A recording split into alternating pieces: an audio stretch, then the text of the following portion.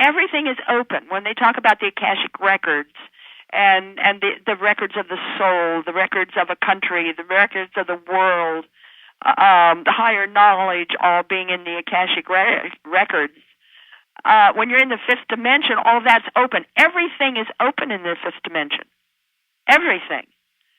So you're talking about a particular dimension more and more people are moving into, because once your consciousness cannot be contained, once it's no longer completely yours, that it is now, you now begin to realize that you're linked to everybody else, you're all part of the same web, then you're in that fifth dimension. All is possible in the fifth dimension.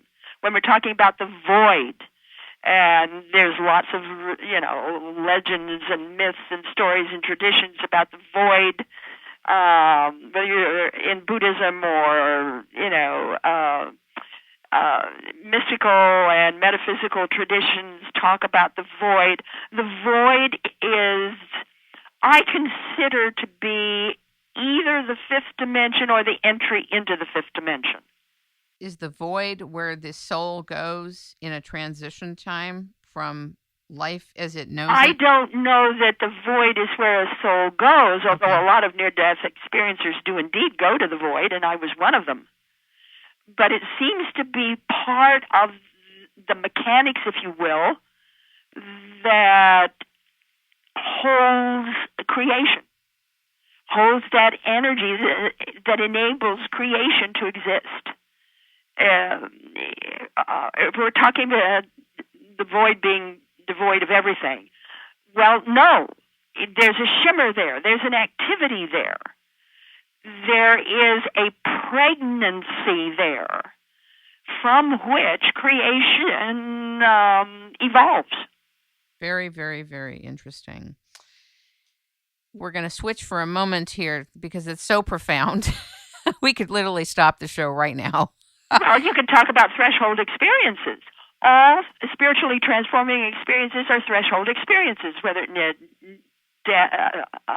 near-death-like, spiritually transforming experiences, doesn't matter the religious tradition or the spiritual tradition, they are all threshold experiences. What is a threshold experience?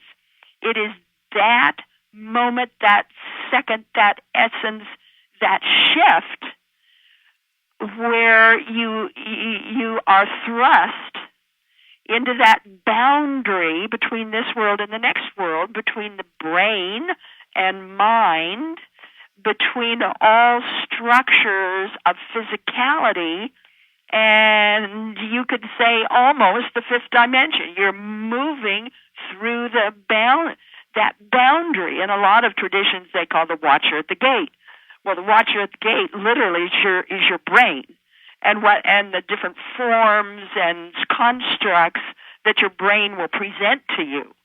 So you go through that watcher or the brain. I call it a brain shift, and you enter then a very different world, a different land, a different reality that works a very different way. You're moving into the fifth dimension.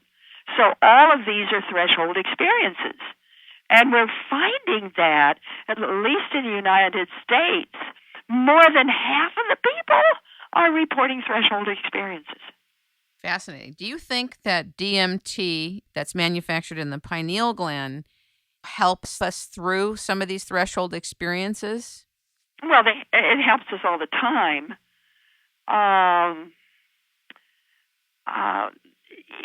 It's called the spirit molecule. Right. To what extent we can claim that DMT works with the soul, or is the entry of the soul, or helps the soul, or enables the soul, we don't know.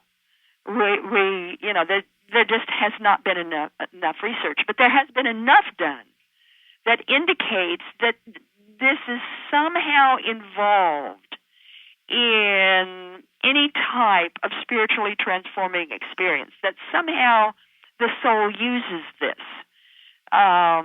It seems to be some kind of substance that enlivens and awakens the soul, or enables the soul to work more comfortably, more efficiently, more easier.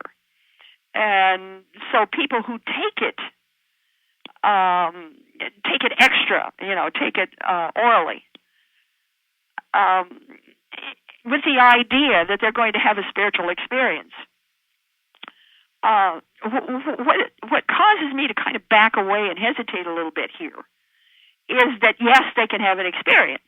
It's like taking some kind of hallucinogenic drug. You can have an experience, but you don't have the after effects of a true experience. What you're getting is the light show. What you're getting is the fun. What you're getting is the introduction. What you're doing is you're teasing yourself. It's like getting the appetizer, not the dinner. Yeah.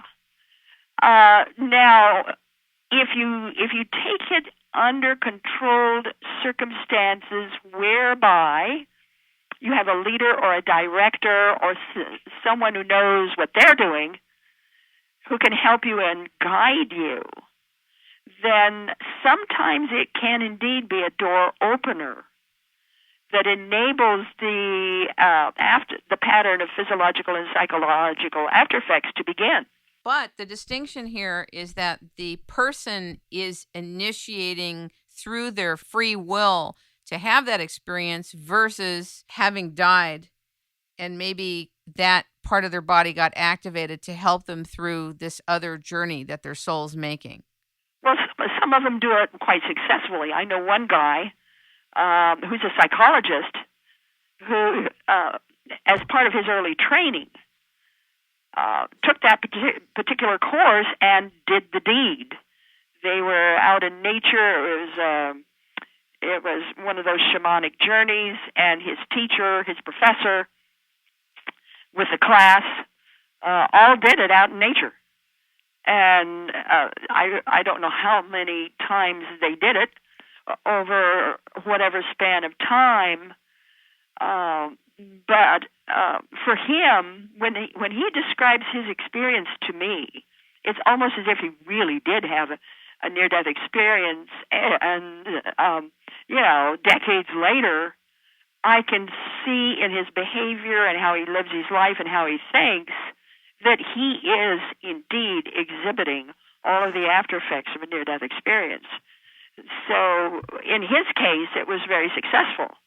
But in most cases, most people I know of, and especially in the book called DMT, Spirit Molecules, what Strassman, and that's the author, Dr. Strassman, right, what he's describing in there as a near-death experience, it leaves me cold, because what he describes as a near-death experience is so superficial that I didn't even recognize that he was describing a near-death experience. And then he talks about the after effects afterward, and were the people pleased, and how were they affected by it. I just had to shake my head and say, oh, gee, another guy who's trying to connect what happens with a larger experience to the taking of drugs. And so I literally just tossed the book. It wasn't until I sat down with my friend in Richmond, Virginia, and he told me about his experience, and I was able to really examine what happened to him and afterward. And it could be that he's an exception. I don't know that he is, but I do know that in his case it was genuine. But what Dr. Strassman is talking about in the book, DMT, the spirit molecule, right, I really question. Okay. I just wanted to ask you about that. You have shared that there are something called death flashes that people have reported about, and they're the color yellow. What is that? Explain it. Well, not necessarily yellow. When I'm talking about yellow in the book, I'm talking about people who have near-death experiences that report going through a yellow haze or are greeted by yellow light. There's something about this bright light that that people describe either as bright white, bright yellow, bright gold, bright silver, somewhere in that range. And then you get a lot of